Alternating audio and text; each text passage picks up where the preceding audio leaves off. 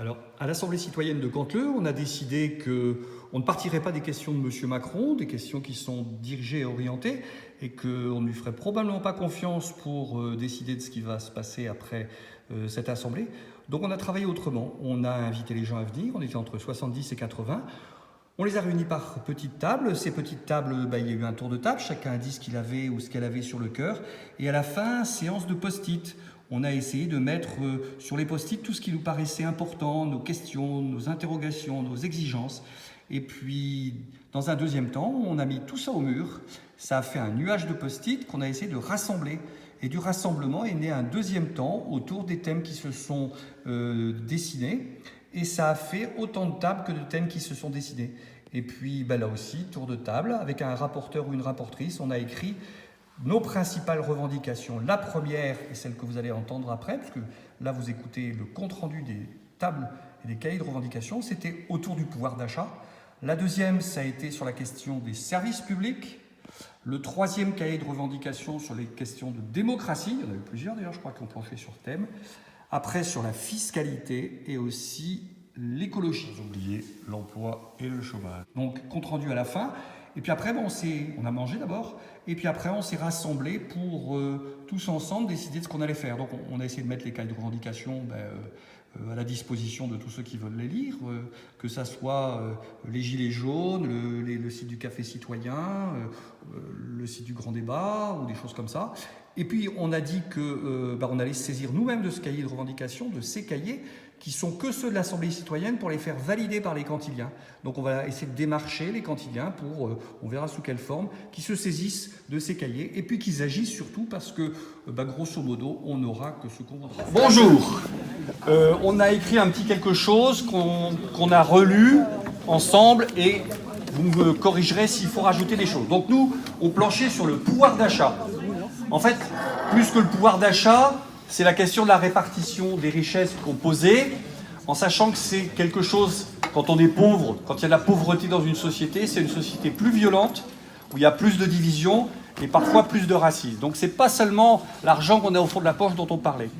Alors, on est assez rapidement tombé d'accord sur le fait que des choses comme 300 € de revenus pour tout le monde, ou 1500 € net pour les salaires, mais aussi les autres revenus, l'allocation adulte handicapé, les allocations chômage, tout ça, c'était quelque chose d'important. Avec une petite discussion sur, pour les retraites, est-ce qu'il fallait 1300 net ou 1500 net. Enfin, voilà, quelque chose qui remonte au moins autour de 300 €, tous les salaires, les revenus, les allocations chômage.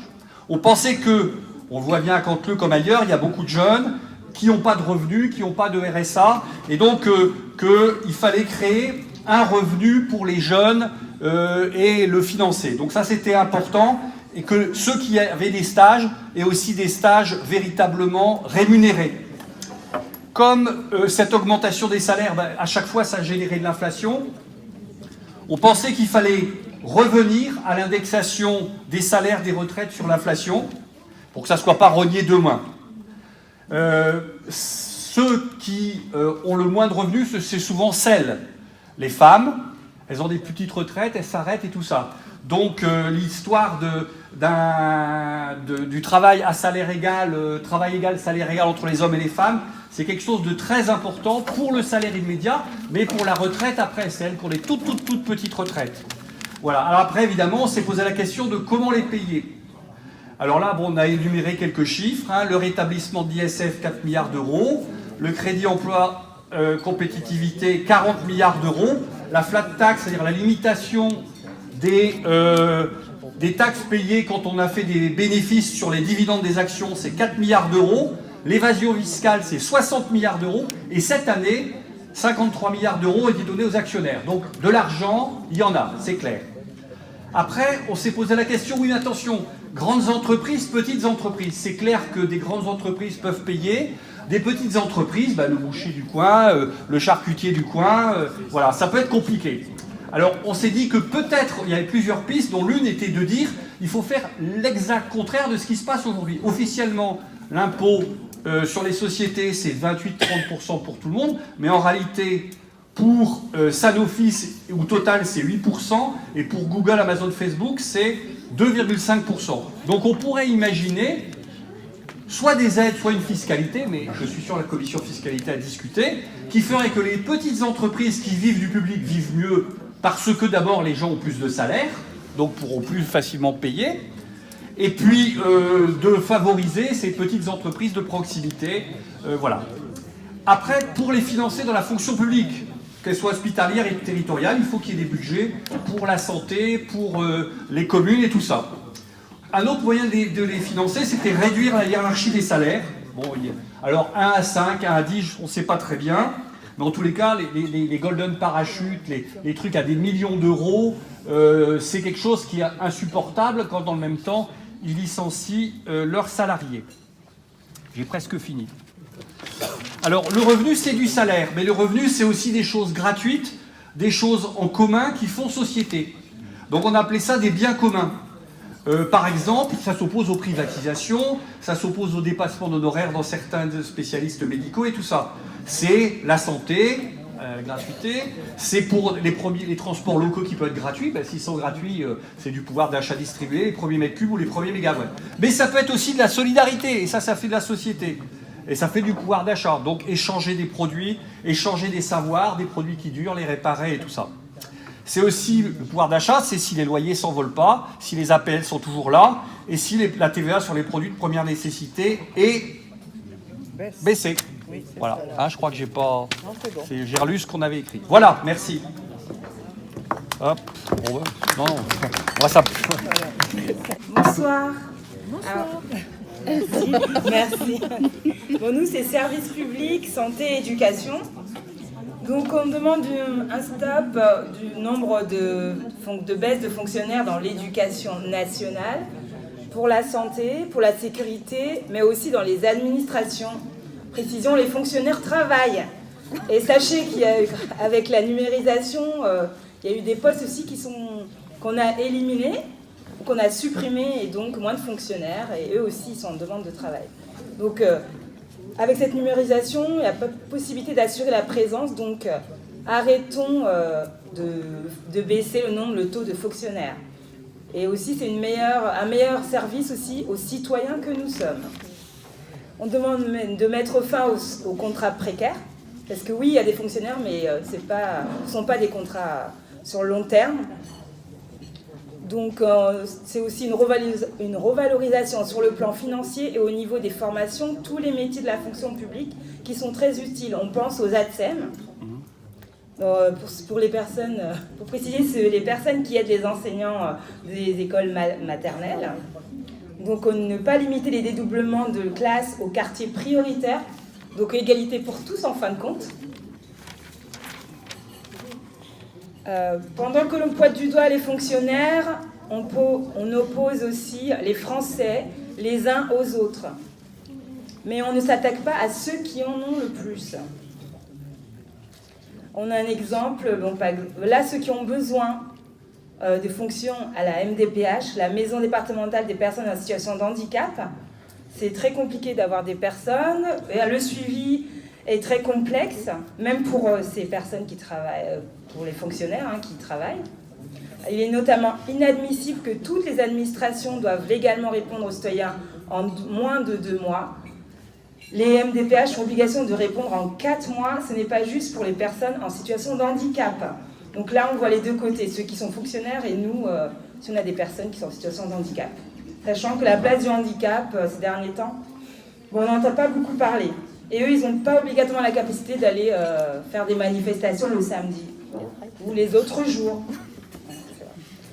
La Poste, on a parlé de la Poste pour la volonté de ne pas avoir le service de distribution du courrier dégradé. C'est ce qu'on a pu, les retours qu'on a eu qu'on a eu à notre table. De moins en moins de courriers arrivent dans les mêmes bonnes boîtes aux lettres, dans la bonne boîte aux lettres.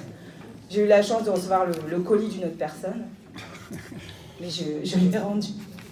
Je l'ai appelé. C'est gentil. Oui. Donc on rejoint un peu nos voisins pour les niches fiscales. Il est important de les revoir, mais de ne pas s'en prendre aux niches dont bénéficient celles et ceux qui ne peuvent pas réagir. Donc on a l'exemple, on a supprimé, tu me dis si je me trompe, la demi-part des veufs et veuves. Donc l'État, le gouvernement, L'autre. Macron. On a les conséquences. Lui d'avant. Hein. Avant, oui, voilà, donc voilà. Sarkozy. Voilà, les gouvernements Sarkozy. Et Hollande l'a pas rétabli. Oui. Madame le maire. Il a rétabli. Je pense, je dis ce que je pense. Bon, pour l'éducation nationale, on demande une organisation scolaire pour favoriser l'ouverture d'esprit, la culture, la pratique sportive. Ne pas oublier que dans l'éducation nationale, on parle des élèves qui sont aussi sous pression et les profs sont en souffrance. Alors en fait, les deux principaux acteurs sont en souffrance. Donc pour la santé, le coût qui rebute les personnes qui ont moins de moyens et même les personnes qui ont un salaire correct. On a parlé des dépassements d'honoraires insoutenables. Sont-ils toujours justifiés? Alors, on s'est posé la question, est-ce que ceux qui soignent ne doivent-ils pas être les mieux payés, comme les enseignants?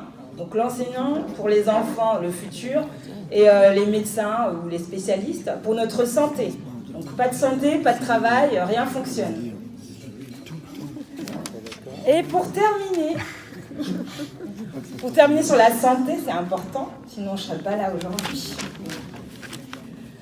On a trouvé que c'était indécent par rapport aux laboratoires pharmaceutiques de la marge qu'ils prennent, sachant qu'on a quand même des grands laboratoires qui sont français et pas que de nationalité. Hein. Donc territoire aussi. Européen. Bon, européen. Mais bon, À l'échelle de l'Europe, en tout cas, c'est gérable. tout à fait gérable. On va voir ça l'Europe. Voilà. Donc les laboratoires, c'est important parce que les produits, comment on avait dit, les médicaments de première nécessité, en fin de compte, bon, déjà, les médicaments basiques du quotidien bon, l'écart est important. Voilà pour Réduire leur marge. Merci. Oui, Super. Attendez, j'ai pas écrit. Moi. Ah, C'est pour moi qui ai écrit.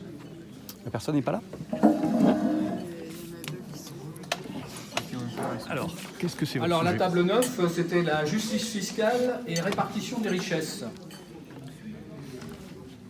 Alors, par rapport à ce qui a été écrit sur le cahier. Alors, supprimer l'optimisation fiscale. Revoir la loi pour éviter les détournements d'argent, les paradis fiscaux notamment. Plus de transparence sur la fiscalité. Transactions fiscales supplémentaires sur les revenus et le capital. Baisse de la TVA qui est trop élevée. Pour les dépenses Les aménagements, etc. Plus d'investissements pour l'État, pour l'emploi et le développement du travail. Modification de la valeur de l'échelle du PIB pour voir pouvoir intérieur brut, produit intérieur brut, pardon. Prendre en compte la valeur humaine dans la nouvelle échelle de valeur.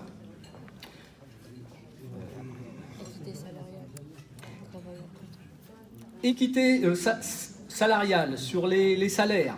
Revenir à des revenus décents. Baisse de la TVA sur les biens et divers, sur les transports en commun et sur les valeurs de première nécessité. Solution radicale pour la répartition des richesses. Tranche d'impôts supplémentaires sur les hauts revenus ou y compris sur le capital. Aucune aide de l'État aux grosses entreprises quand il n'y a pas de redistribution derrière. Alors, on revient au même, aucune aide de l'État aux entreprises s'il n'y a pas de convention pour être sûr que l'argent soit bien utilisé. Merci. Alors, c'est qui chez vous? Bonjour. Alors, je me mets là. Table 12. Alors, c'était sur quoi votre Alors sujet? nous, c'est sur l'emploi et le chômage. Voilà, tout le monde entend. Donc sur l'emploi et le chômage. On constate depuis maintenant une bonne trentaine d'années que notre industrie est de moins en moins pourvoyeuse d'emplois. Donc nous avons écrit qu'il est nécessaire de réindustrialiser notre pays, c'est-à-dire qu'en créant des sociétés avec une vue à plus long terme que ce qui se passe en ce moment, c'est-à-dire qu'on veut produire moins cher et puis à bas coût et puis expatrier nos sociétés. Alors, donc il faut bien sûr avoir des projets à long terme, réinvestir une partie des bénéfices, limiter aussi les circuits de distribution, parce que ce que l'on voit aujourd'hui, réduire surtout l'influence de la haute finance sur les propriétés des sociétés, développer les centres de recherche aussi, parce qu'on a des têtes pensantes chez nous, revaloriser les métiers manuels et que les salaires soient en adéquation avec les difficultés des métiers, etc. Plus d'égalité sur la fiscalité. On constate que les PME, PMI sont surveillés de très près et très imposés par rapport à des groupes on entend parler en ce moment. Développer aussi la formation. Donc on s'inquiète aujourd'hui avec la réforme de la formation. Le service public aussi qui perd des emplois tous les jours. Donc il faudrait au contraire le redévelopper. Ça c'est pour l'emploi. En ce qui concerne le chômage, les chômeurs, 10% à peu près chez nous, ont surtout d'abord un sentiment d'abandon. Et ils voudraient bien pouvoir vivre dignement, avoir un minimum, leur assurer un minimum de ressources, mettre les moyens pour la formation, moyens financiers et humains, revaloriser aussi le SMIC pour que chacun puisse, par échelle, en avoir un peu, chacun, relever les plafonds d'aide, CAF, APL, suivi obligatoire des dispositifs d'emploi aidé, et puis aussi essayer de combattre aussi les nouvelles technologies qui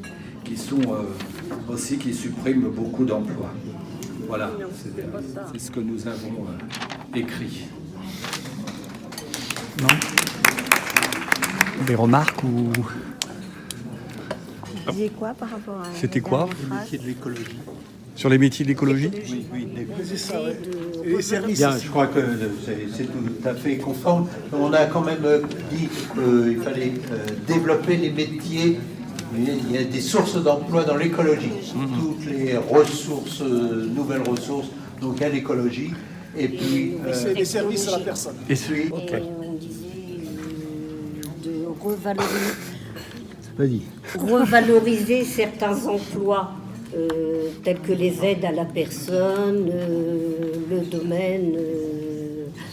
le domaine social, au niveau de tous les travaux, le travail qu'il peut y avoir aussi dans les associations. Ouais. Nous, c'était la démocratie.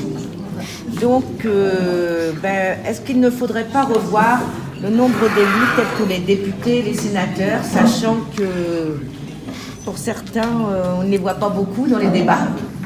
Donc, ne faudrait-il pas sanctionner les absences à l'Assemblée nationale, par exemple, puisque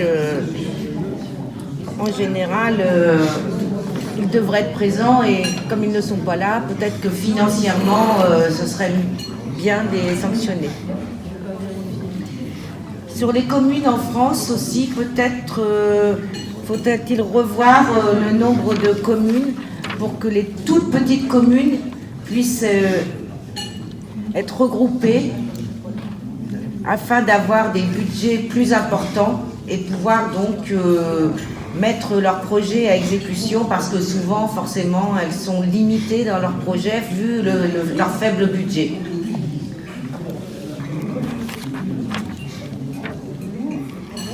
La reconnaissance du vote blanc. Le vote blanc ne serait-il pas un bon moyen d'éviter les abstentions, sachant qu'un certain nombre d'électeurs qui s'abstiennent peut-être parce que le vote blanc n'est pas reconnu, et comme ils ne se reconnaissent pas dans les candidats proposés, ils ne peuvent pas montrer leur désaccord. Une proportionnelle pour les législatives et autres élections, afin que chaque parti puisse être représenté vraiment. Et la désaffection aussi des jeunes pour le vote et la politique en général.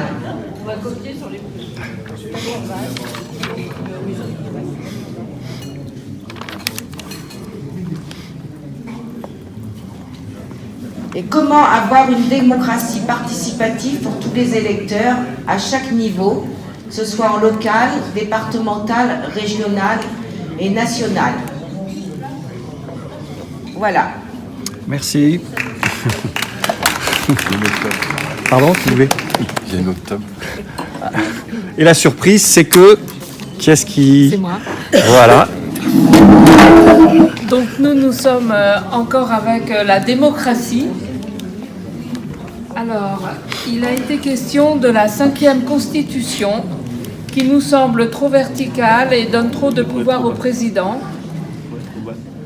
Le micro est trop bas. Oui. Il faudrait donc aller vers une 6e Constitution.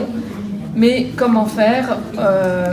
Nous posons le problème de la méthode pour aller vers une démocratie moins représentative et plus directe et rééquilibrer les forces. Pour sortir du système, il faut des compétences pour faire des propositions et on pense que c'est en faisant qu'on apprend à faire. Par exemple, les cafés citoyens sont des lieux excellents pour l'exercice du débat et de la démocratie. On propose de sanctionner les élus qui ne respectent pas leurs engagements lors de leur mandat, qui n'essayent même pas de les respecter. On souhaite une prise en compte du vote blanc et le fait d'établir aussi une sorte de quorum pour valider les décisions et les votes. On a parlé de la participation à la démocratie. Sommes-nous trop passifs envers les politiques? Mais lors des votes, a-t-on vraiment le choix? Comment s'emparer de la vie politique, s'impliquer et faire que tout le monde puisse participer? Alors, dans les exemples qui n'ont pas trop fonctionné, on a noté les conseils de quartier qui ont eu du succès, mais qui sont retombés faute d'être pris en compte et qui se sont parfois ressentis comme des courroies de transmission. Comment aboutir à une décision quand on débat? Au niveau de la participation, on a donné des exemples qui nous semblent plus positifs, comme les délégués de classe, les conseils municipaux de jeunes. Comment impliquer les jeunes? Apparemment, la forme associative et les formes de débat ne leur convient pas, puisque, par exemple, on note que dans cette assemblée, il y a relativement peu de jeunes. Mais on salue ceux qui sont là. Celle, plus de femmes. Voilà. Comment se connecter avec les réseaux sociaux, comment connecter les réseaux sociaux et les débats comme le nôtre. On a parlé aussi du référendum. Le fait de faire plusieurs référendums par an paraît beaucoup trop lourd et trop coûteux. Le fait de répondre simplement oui ou non nous semble risquer de séparer la société en deux. On s'est demandé aussi qui choisissait le sujet et la forme de la question. Le référendum nous semble devoir suivre une consultation citoyenne. Enfin, on a parlé du rôle de l'école. On pense que c'est là où la démocratie doit s'apprendre dans l'exercice quotidien, d'ailleurs, pas dans un cours 1 heure une fois par an. Et puis, il a été question de l'Europe aussi. L'Europe, on s'est juste posé la question, est-ce un instrument de paix ou l'instrument des multinationales? Enfin, notre conclusion. Pour réfléchir, il faut être en situation de sécurité et pas de survie. Et ventre affamé n'a pas d'oreille. c'était peut-être juste l'heure d'aller prendre quelque chose. Bon final. Bonne transition et bon. Après, c'est où Catherine. Alors, donc nous avons surtout parlé de la démocratie. Donc le respect de la démocratie, comment faire pour que les gens retournent aux urnes, comment tenir compte des votes blancs. Alors pour notre table, le premier niveau de la démocratie, c'est la municipalité. Comment associer les habitants aux décisions? Il était proposé de faire des assemblées publiques pour permettre du débat, de l'échange. Aussi, pouvoir aller trouver directement les élus pour poser des problèmes dans la municipalité. Et surtout, donc, il a été parlé beaucoup d'assemblées de quartier, où autour de la table, des gens ont participé à ces assemblées de quartier, mais ont l'impression que les décisions qui sont prises ne sont pas suivies. Et aussi, en fait, la question, c'est comment faire respecter les décisions prises par la municipalité, mais aussi maintenir ces assemblées citoyennes, mais qu'elles aient vraiment un réel pouvoir de décision. Il a été parlé de l'impôt. Il a été réfléchi sur le fait que l'impôt, symboliquement, devait être payé par tous les citoyens. Aussi, il a été parlé pourquoi les jeunes sont si peu présents, pourquoi ne se sentent-ils pas impliqués, alors là on a parlé du mouvement des Gilets jaunes, mais dans la vie de la cité. Il a été parlé aussi de l'emploi. Pour les personnes autour de la table, il y a du travail mais pas d'emploi. Il faut embaucher et payer décemment.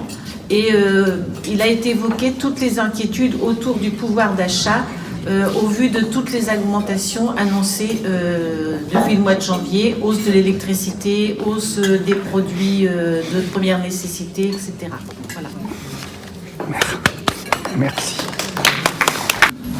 Alors, bon, mes raccords de maquillage sont finis, donc on peut commencer. Alors, nous, la table, c'était l'écologie. Nous avons discuté longuement des problèmes des énergies renouvelables. On a d'abord évoqué l'importance de ce concept sur le territoire de la métropole, compte tenu effectivement des engagements faits au niveau de la métropole par les accords de Rouen. Où les engagements sont quand même très forts. Le constat qui en est fait, c'est que pour la production d'énergie renouvelable, on est un petit peu pénalisé parce que, par exemple, il n'y a aucune possibilité d'installation d'énergie d'éolienne sur la métropole. Alors, que vous soyez pour ou contre les éoliennes, c'est pas la question. Mais on ne peut pas en installer, le territoire s'y prête pas. L'essentiel des engagements de la métropole sont sur le photovoltaïque et sur la biomasse. Le problème du photovoltaïque, c'est que ce sont des matériaux qui viennent généralement de loin et qui sont très consommateurs en métaux rares, etc. Et la biomasse, le problème, c'est que la métropole, en fait, n'est pas autosuffisante par rapport aux besoins qu'elle s'est fixés, enfin au projet de production en kilowattheure qu'elle s'est fixé. Donc, ça oblige à aller chercher de la ressource de biomasse à l'extérieur du territoire de la métropole. Ça veut dire qu'on va priver d'autres territoires de ces mêmes ressources. Par contre, ce qui est constaté, c'est qu'on n'a absolument pas, il n'y a aucun projet de prévu pour utiliser la Seine comme source d'énergie pour faire fonctionner des hydroliennes, malgré son potentiel énorme et malgré le fait que la plus grande entreprise mondiale de production de fabrication d'hydroliennes est une société française.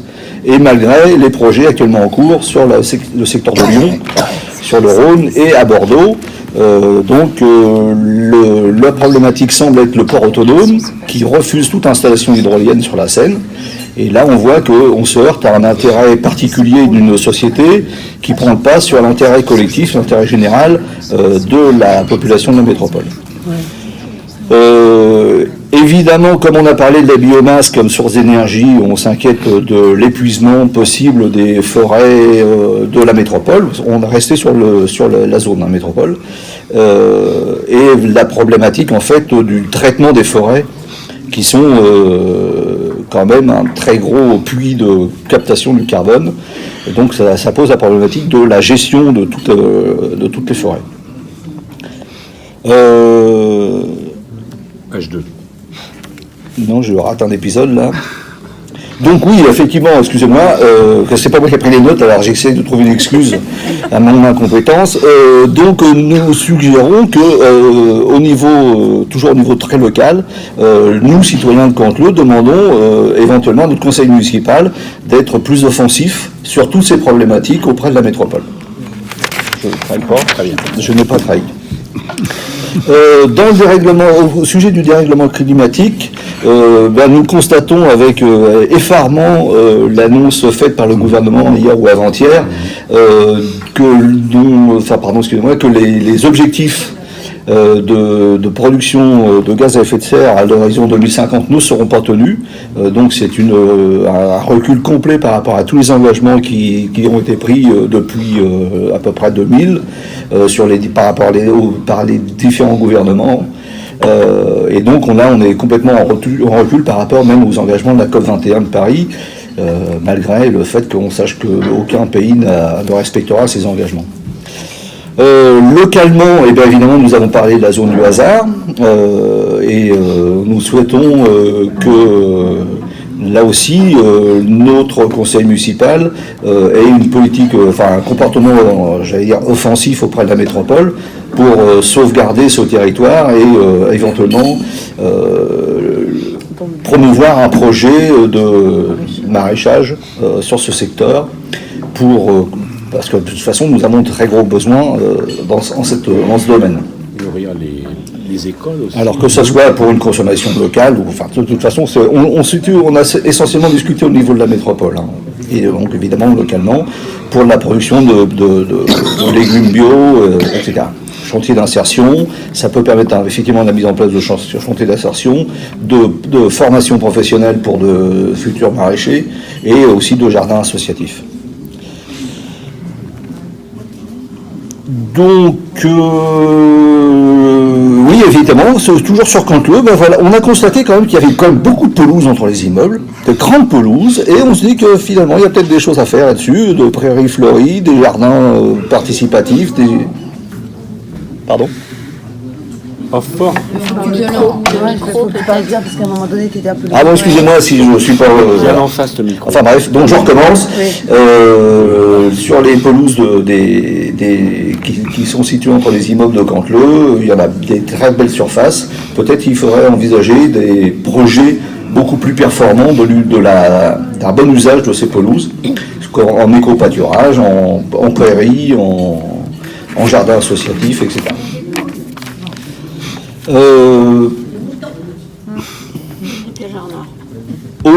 Toujours au niveau local, on souhaiterait également la création d'un comité ou d'une commission composée de professionnels compétents bien sûr, et de citoyens engagés pour proposer des projets beaucoup plus élaborés justement par rapport à toutes ces zones de végétation à reconquérir. On s'est interrogé un petit peu plus largement au niveau national à la politique agricole commune. On se demande quels critères sont mis en avant pour les projets de la politique agricole commune au niveau donc européen. Qu'est-ce qui motive en fait finalement cette production, cette politique, pardon. Est-ce qu'on reste dans une pure logique d'attribution de subventions? Est-ce qu'on est dans une logique de production dans une échelle, dans une économie mondiale? Ou est-ce qu'on amène une logique de politique plus axée sur les besoins vivriers de la population européenne? Nous avons évoqué aussi les problèmes environnementaux liés au transport. Ce qui nous amène à proposer ou à demander de favoriser la relocalisation de production qui peuvent être faites en France, À ce sujet, nous avons parlé par exemple de la production de lin, puisque notre département est un très grand producteur mondial de lin, dont l'essentiel de la production part en Chine, pour nous revenir plus tard sous forme de vêtements, avec un bilan carbone absolument catastrophique, et puis une perte d'emploi monstrueuse. Donc là, on est dans la relocalisation de production et donc d'emploi. On rejoint un peu la problématique des emplois qui a été évoquée sur notre table. J'ai cité aussi un exemple tout bête d'un livre que j'ai utilisé très récemment, qui était imprimé en Chine. Alors on se demande quel est l'intérêt pour une société d'édition française, c'est Gallimard en l'occurrence, d'aller faire éditer ces livres en Chine pour les rapatrier après chez nous. À ce que je sache, il y a encore pas mal d'imprimeries en France. C'est totalement absurde et contre-productif de faire ça. Tout ça pour économiser quelques dizaines de centimes d'euros sur une production, donc qui nous prive d'emploi et qui est extrêmement polluante. Nous avons évoqué aussi la problématique de la pollution des transports maritimes. On est bien avec le port de Rouen, on est bien placé, puis c'était en corrélation aussi avec les transports de lin et autres livres de classe dont nous avons parlé tout de suite avant. Et nous avons aussi évoqué la pollution occasionnée par la fabrication de produits peu durables. Donc c'est une corrélation de l'obsolescence programmée. En ce qui concerne toujours les transports, nous déplorons nous déplorons le manque d'incitation à réduire l'usage de la voiture individuelle, le faible développement des pistes cyclables, et pour les mordus de l'usage du vélo, le fait que pour monter de Rouen à Canteleu en vélo, c'est soit très dangereux parce qu'il n'y a pas de piste cyclable dans la côte, soit difficile parce qu'on ne peut pas mettre son vélo dans le bus après 7h du matin et pas avant 19h le soir. Donc là, il y a quand même une problématique. Et puis, nous avons évoqué aussi le fait qu'il faut favoriser l'acquisition de vélos électriques. Nous avons évoqué aussi le problème du transport de marchandises, avec notamment la dégradation, le terme est encore très faible, du fret ferroviaire, puisqu'on n'est plus qu'à 5% de transport de marchandises fait par le fret ferroviaire. Donc là, il y a une vraie... Là, ça dépasse les compétences locales. Il faut, au niveau national, redévelopper une politique du fret ferroviaire et limiter la quantité des camions sur les routes et autoroutes, notamment pour des raisons environnementales. Et puis, nous avons évoqué aussi le rôle que pourrait être fait au niveau de l'éducation nationale des enseignants pour la formation et l'éducation aux enjeux environnementaux, que ce soit au niveau de la ville ou au niveau global en général. Voilà. Bon, je n'ai pas trop trahi la pensée globale. Bon, transport gratuit bien la région. Transport gratuit. On n'a pas parlé. Est-ce qu'il y a eu d'autres choses? Non, je crois que c'est fini. Oui, tu as fini la table. Tu as commencé par la 2, on a